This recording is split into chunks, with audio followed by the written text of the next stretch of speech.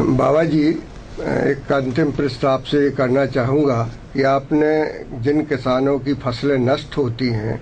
पाले में, सूखे में, तरह तरह से जो नुकसान उठाते हैं, उनको आपने राहत तो दी है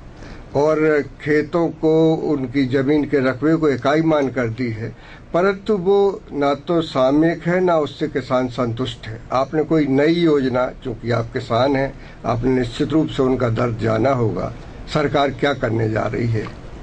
आपने सामयिक और बहुत अच्छा जो है, बहुत महत्वपूर्ण प्रश्न आपने पूछा है। निश्चित रूप से हमारी सरकार इसके लिए बहुत चिंतित भी है और काम भी किया है। जैसे खेत को इकाई मान करके RBC 64 में परिवर्तन करके, अंग्रेजों के जमाने के काले कानून को खत्म करके, और हमने राहत देने का काम किया है, राहत राशि भी बढ़ाई है। लेकिन ये बात बिल्कुल आपकी सही है कि राहत तो वो उसकी बूंद से प्यास बुझाना है, उसकी बूंदों से प्यास बुझाना है निश्चित रूप से। लेकिन क्योंकि हमारा किसान तमाम प्रकार की जो है आदान, यानी जो इनपुट्स जो खेती में लगती हैं, पानी भी देता है, वो खाद भी देता है, जुताई भी करता है, दवाइयां भी डालता है, और उसके बाद सारी इम्प्रूव प्रैक्टिसेस करने के बाद और टेक्नोलॉजी लागू करने के बाद, अच्छे बीज बोने के बाद, और जब लहलहाती हुई फसल खड़ी रहती है और उस पर ओला गिर जाए तो फिर सबकी चतुराई धरी रह जाती है, या बाढ़ आ जाए तो सारी फसल डूब के मर जाती है, या अतिवृष्टि हो जाए तो फसलें सड़ जाती हैं, या सूखा पड़ जाए तो फिर मुसीबत आ जाती है, या जानवर, जंगली जानवर चर जाए। तो ये सारी जो विभीषिकाएं जो हैं किसान भोगता है, और इसके लिए निश्चित रूप से अब बीमा कंपनी जो है वो अपना फायदा देखती है। और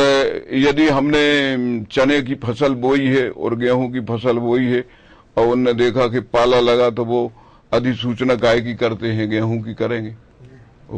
चने की नहीं करेंगे, तो किसान को फिर उसकी राहत राशि, उसकी जो बीमा का वो भरपाई नहीं हो पाएगी। तो अब हम किसान को बीमा के जुम्मे भी छोड़ नहीं सकते, इसलिए हमारी सरकार ने और हमने विचार किया है। हम इसके ऊपर एक बहुत बड़ा जो है सेमिनार करने वाले थे, लेकिन अब वो समय चला गया, नहीं कर पाए हैं। लेकिन आने वाले भविष्य में, चूंकि ये विषय जो है ये केंद्र सरकार से संबंधित है, तो एक बड़ा सेमिनार भी करेंगे और केंद्र को हमने सलाह भी दी है, मशवरा भी दिया है। अभी गुजरात में जो ग्लोबल मीट हुई थी उसके भीतर भी हमने इस मशवरे को दिया था, तो करीब 80 देशों के लोगों ने दोनों हाथ उठा करके उसको स्वीकार किया था और उसको लागू करने के लिए कि इस तरीके से हम अपने अपने देशों में इसको लागू कराएंगे, ये बात उन्होंने कही थी। अभी 9 तारीख को मोदी जी ने जो ग्लोबल समिट की थी गुजरात में, वहां हमने ये बात कही। तो उसमें हमारा ये है कि आप 3 साल की फसलों का औसत निकाल लो, 3 साल की फसल का औसत निकाल लो। मान लो 100 रुपये आया, उसका 3 साल की औसत मान लो 100 रुपये आई, तो 100 रुपये में 60 से 70% तक का पेमेंट आप कानून बना करके करिए कि प्राकृतिक आपदा में जो इनके जो फसल नष्ट हो गई हैं उनकी 3 साल का औसत निकाल करके और उसका 60 या 70% आप किसान को पेमेंट करें और उसका एक्ट बनाएं कि चाहे वो पाला पड़े, चाहे ओला पड़े, चाहे सूखा पड़े, चाहे बाढ़ में नष्ट हो, चाहे अनावृष्टि में नष्ट हो, चाहे इल्ली लगे, चाहे जंगली पशु उसको खा जाए, उसको नुकसानी का जो है 70%, 60-70% उसको जो उसकी औसत आए 3 वर्ष की उस खेत की फसल की,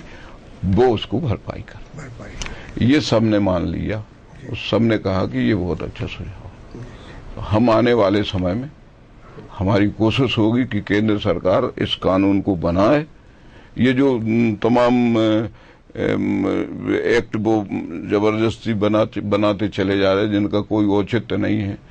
ये बनाए तो अपने आप खाद्य सुरक्षा हो जाएगी, अपने आप सब सुरक्षा हो जाएगी, देश की सुरक्षा हो जाएगी। किसान यदि हमारा बलवान हो गया, गांव यदि हमारा मजबूत हो गया, तो फिर हमारा देश कभी कमजोर नहीं पड़ सकता।